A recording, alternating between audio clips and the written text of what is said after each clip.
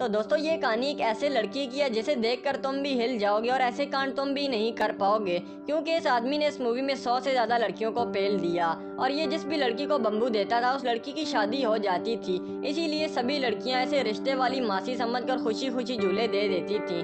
तो मूवी की शुरुआत होती है और कुछ बच्चे बोतल घुमाने वाली गेम खेल रहे होते हैं, जो मैंने भी 5वीं क्लास में खेली थी, शायद से आपने भी खेली होगी।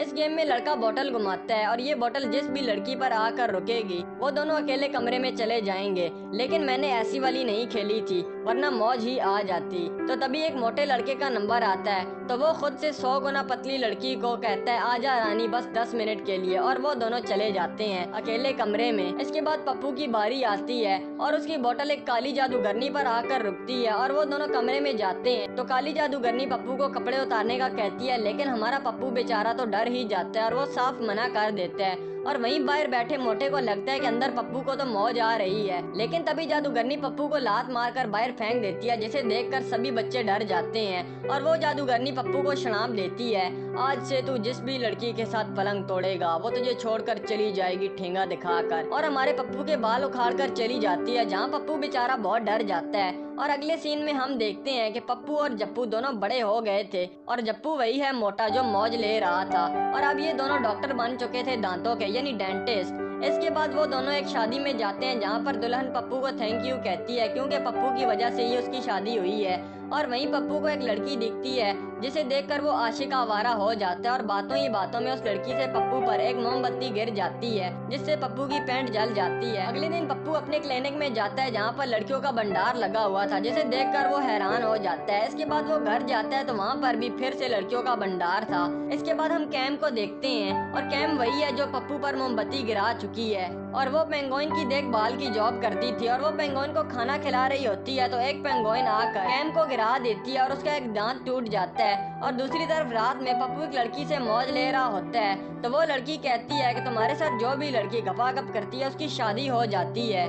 जहां हमें पता चलता है कि शादी में वो दुल्हन पप्पू को थैंक यू क्यों कह रही थी, क्योंकि पप्पू ने उसकी गेम भी बजा डाली थी, इसीलिए तो उसकी शादी हुई थी। और तभी पप्पू के क्लिनिक में इतनी भीड़ भी लगी हुई थी। अगर ऐसा शराब हमें भी मिल जाए तो मौज ही आ जानी है। इसके बाद कैम पप्पू को कॉल लगाती है और कहती है कि बाबू मेरा एक दांत टूट गया है, जोड़ दोगे, मैं एक पप्पी दे दूंगी। तो पप्पू भी पप्पी की लालच में क्लिनिक में बुला लेता है केम को और उसका फ्री इलाज करता है। इसके बाद पप्पू घर आता है तो उसकी क्लिनिक की ही एक मोटी परी उसके घर पर आई हुई होती है और कहती है कि मेरा मोटा और काला शरीर देखकर कोई भी मुझसे शादी नहीं कर रहा, तुम मुझे बाजार डालो ताकि मुझे भी मेरा सच्चा आशिक मिल जाए। ये सुनकर पप्पू भी घबरा जाता है। इसके बाद पप्पू और जप्पू मिलते हैं तो जप्पू कहता है यार तू जिस भी लड़की को मुर्गी बनाता है उसकी शादी हो जाती है, तो तू इस बात का फायदा उठा और खूब पैसे कमा ले। पहले तो पप्पू मना कर देता है, लेकिन जप्पू उसे कहता है कि यार जॉनी भैया को देख, उन्होंने कितनी लड़कियों की हेल्प की है, कभी ड्राइवर बनकर और कभी प्लम्बर बनकर, आज इसीलिए जॉनी भैया को दुनिया सलामी ठोकती है। ये सुनकर पप्पू भी पप्पू भैया बन जाता है और अगले दिन क्लिनिक जाकर सब लड़कियों से पैसे लेकर उन पर अपनी रेलगाड़ी चढ़ा देता है। लेकिन पप्पू की रेलगाड़ी कभी बेड पर और कभी बालकनी पर चलती है, यहाँ तक कि पप्पू भैया ने पुलिस को भी नहीं छोड़ा, बस एक रूल अपनाया, मौज लो और रोज लो।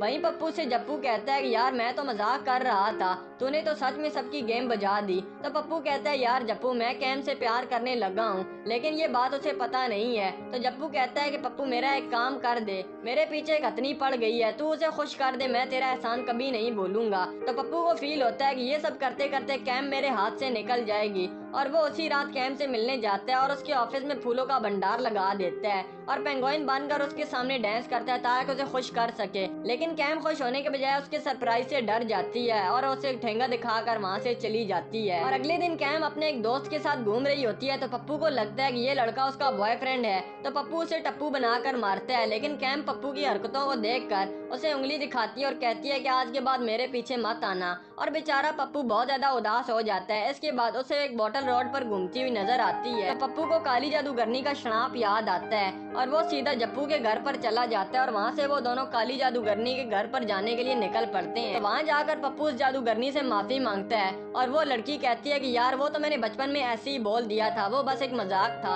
और पप्पू को मशवरा देती है कि तुम कैम को उसके हालात पर छोड़ दो, अगर वो तुमसे प्यार करती होगी तो वो खुद ही तुम्हारे पास आ जाएगी। और थोड़े दिनों के बाद पप्पू को पता चलता है कि कैम हमेशा के लिए मुल्क छोड़कर जा रही है। तो पप्पू पूरी जी जान लगा देते हैं एयरपोर्ट पर कैम से मिलने के लिए। और जब वो उससे मिलते हैं और कैम से कहते हैं कि मैं तुमसे बहुत ज्यादा प्यार करता हूँ, और कैम भी कहती है कि हाँ बाबू, मैं भी तुम्हारे साथ आशिकी 3 बनाना चाहती हूँ। और वो दोनों किस करते हैं और पप्पू को अपना सच्चा प्यार मिल जाता है। और अब वो दोनों पेंगुइन्स के पास खड़े हुए होते हैं तो काली जादूगरनी अपना जादू वाला बॉक्स निकालती है और उसमें से पप्पू की डॉल निकाल कर पिन निकाल देती है उसमें, यानी उसने अपना शनाब वापस ले लिया था। और यहीं पर इस मूवी का एंड हो जाता है। और भी एक्सप्लेन वीडियोस देखने के लिए इस चैनल को विजिट और सब्सक्राइब करो।